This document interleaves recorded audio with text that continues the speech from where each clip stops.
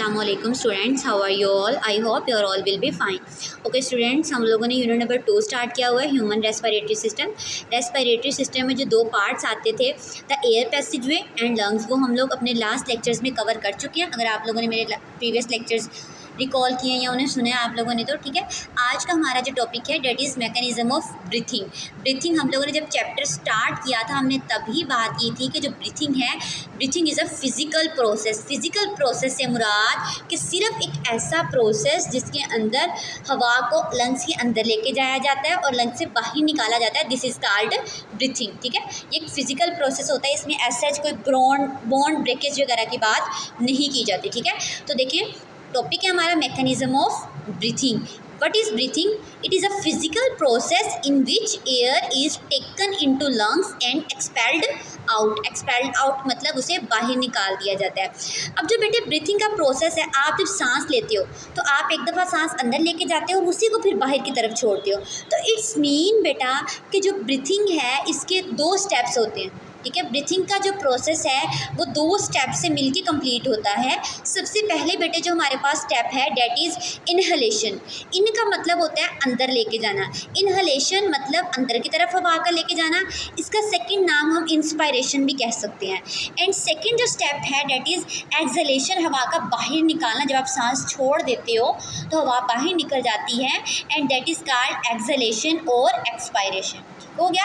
अब बेटे इनहलेशन जब आप हवा अंदर लेके जाते हो और जब आप हवा बाहर निकालते हो एक्सलेशन, तो क्या क्या चेंजेस आ रही होती हैं इंसान की बॉडी के अंदर, या कौन कौन से इवेंट्स हैं बेटे जो हो रहे होते हैं। सबसे पहले हम इनहलेशन को देख लेते हैं। इनहलेशन का मतलब मैंने आपको अभी अभी बताया है बेटा, इनहलेशन का मतलब होता है अंदर लेके जाना। तो inhalation mean taking in air. अब इसमें इवेंट कौन कौन से हो रहे होते हैं बेटे, इसके अंदर जो इंटरकोस्टल मसल्स हैं वो हमारे इंटरकोस्टल मसल कहाँ मौजूद थे बोला, प्रीवियस लेक्चर में हम लोगों ने पढ़ा था जब ये चैप्टर स्टार्ट किया था। हमारे जो मसल्स हैं रिब के मसल्स, उन्हें इंटरकोस्टल मसल्स कहा जाता है। हमारे जो रिब्स के मसल्स मतलब इंटरकोस्टल मसल्स हैं बेटा, वो कॉन्ट्रैक्ट करते हैं। ठीक है, अपवर्ड आउटवर्ड बाहर की तरफ, और मूवमेंट ऑफ रिब केज जो है वो बाहर की तरफ हो जाती है। हमारा जो डायाफ्रेम है, हमारे जो रिब वाला एरिया है जिसे हम डायाफ्रेम बोलते हैं, वो भी कंट्रैक्ट कर जाता है और मूव कर जाता है डाउनवर्ड नीचे की तरफ। अब बेटा जो वॉल्यूम है हमारी चेस्ट का वो इंक्रीज़ कर जाता है। जब वॉल्यूम इंक्रीज़ करेगा चेस्ट में तो प्रेशर चेस्ट में क्या कर जाएगा, डिक्रीज़ कर जाएगा, रिड्यूस हो जाएगा। सो एयर मूव इनटू लंग्स। तो जब वॉल्यूम चेस्ट में इंक्रीज़ होगा और प्रेशर, देखो वॉल्यूम इंक्रीज़ हुआ, प्रेशर डिक्रीज़ हुआ, तो अंडरस्टूड बात है जो हवा थी वो फ़ौरन से कहाँ निकल गई, लंग्स के अंदर। सेकेंड हमारे पास जो स्टेप है ब्रीथिंग में डेट इज़ एक्सलेशन और expiration.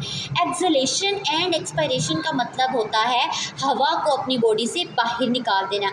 So exhalation mean moving the air out of lungs. Lungs से हवा का बाहर निकाल देना, डेट इज़ कॉल्ड एक्सलेशन।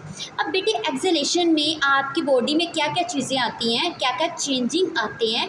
जैसे इनहलेशन में चीज़ें कॉन्ट्रैक्ट हो रही थी तो यहाँ पे सारे के सारे बॉडी के जो पार्ट्स होंगे, अपर पार्ट्स, रिब्स वाले पार्ट्स, वो क्या हो जाएंगे, रिलैक्स हो जाएंगे। अभी हम देखते हैं वन बाय वन इवेंट। सबसे पहले क्या होगा बेटे, इंटरकोस्टल मसल्स, जो आपके रिब के मसल्स हैं वो क्या हो जाएंगे, रिलैक्स हो जाएंगे, और जो रिब केज है वो अंदर की तरफ मूव कर जाएगी। ठीक है, डायाफ्रेम भी क्या हो जाएगा, रिलैक्स हो जाएगा। अब बेटा वहाँ पर देखो, इनहलेशन में वॉल्यूम इंक्रीज़ किया था, प्रेशर डिक्रीज़ किया था जिससे हवा अंदर गई। एक्सलेशन में वॉल्यूम डिक्रीज़ करेगा और जबकि प्रेशर क्या हो जाएगा, इंक्रीज़ हो जाएगा, जिसके नतीजे में बेटे जो हमारी एयर है वो मूव आउट कर जाएगी लंग्स से, मतलब हमारे मुंह से वो बाहर निकल जाएगी। ठीक है, नेक्स्ट है बेटे रेट ऑफ ब्रीथिंग। आप लोगों ने देखा होगा हम मतलब फ़ौरन से सीढ़ियाँ चढ़े ना ज़ोर से, या कोई हार्ड एक्सरसाइज करें या साइकिलिंग करें या भागें, कुछ भी करें तो हमारा जो हार्ट रेट है वो क्या हो जाता है, इंक्रीज़ हो जाता है। तो रेट ऑफ ब्रीथिंग देखना है हमने कि इंसान का नॉर्मल रेट कितना होता है, या फिर जब वो हार्ड एक्सरसाइज कर लेता है या कोई मुश्किल काम करता है तब क्या होता है। तो बेटे नॉर्मल ब्रीथिंग रेट 16 से 15 टाइम होता है पर मिनट, मतलब कि 1 मिनट के अंदर आप 16 से 20 दफ़ा सांस ले सकते हो।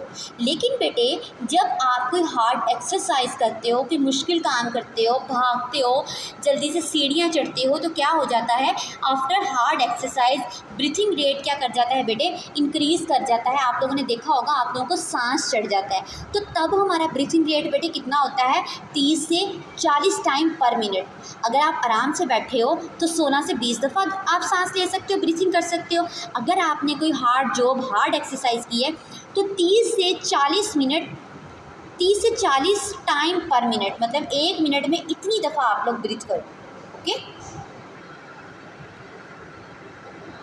नेक्स्ट बेटे देखिए हम लोग कंपोजिशन ऑफ इनहेल्ड और एक्सहेल्ड एयर, कि कितने परसेंट जो है आप हवा में से ऑक्सीजन अंदर लेके जा रहे हो, कितने परसेंट बाहर निकाल रहे हो, वो सारे का सारा ये एक टेबल है। इसमें से एसएच बोर्ड के पेपर में ना कोई एमसीक्यूज टाइप की चीज़ पूछ ली जाती है, ठीक हो गया। बेसिकली वो ऑक्सीजन, कार्बन डाइऑक्साइड और नाइट्रोजन के एमसीक्यूज के तौर पे पूछ लेता है, ठीक है। कंपोजिशन में फीचर है जी, हवा के अंदर, एयर के अंदर ऑक्सीजन मौजूद होती है, कार्बन डाइऑक्साइड मौजूद होती है, नाइट्रोजन मौजूद होती है, वाटर वेपर्स होते हैं, ठीक है, टेम्परेचर एंड डस्ट पार्टिकल्स। अब कितने परसेंट वो चीज़ आप इंस्पायर मतलब अपने अंदर लेके गए और कितने परसेंट वो चीज़ आपने अपनी बॉडी से बाहर निकाल ली। तो ऑक्सीजन बेटा 21% बॉडी के अंदर जाती है, जबकि 16% वापस आती है। कार्बन डाइऑक्साइड 0.04% अंदर जाती है, जबकि 4% वापस आती है। नाइट्रोजन 79% अंदर जाती है और 79% ही बाहर आती है। वाटर वेपर वेरिएबल होते हैं और जो एक्सपायर्ड जो निकाले हैं वो सैचुरेटेड होते हैं। टेम्परेचर वेरिएबल करता है, ठीक है, और जितना हम निकालते हैं वो इक्वल टू बॉडी टेम्परेचर होता है। डस्ट पार्टिकल्स वेरिएबल होते हैं और ऑलमोस्ट नन होते हैं, ठीक है। अगर आपको बेटे कोई भी क्वेरी हो, कोई भी क्वेश्चन हो, कोई भी मसला हो तो कमेंट में राइट डाउन कर दीजिएगा। Okay, thank you so much.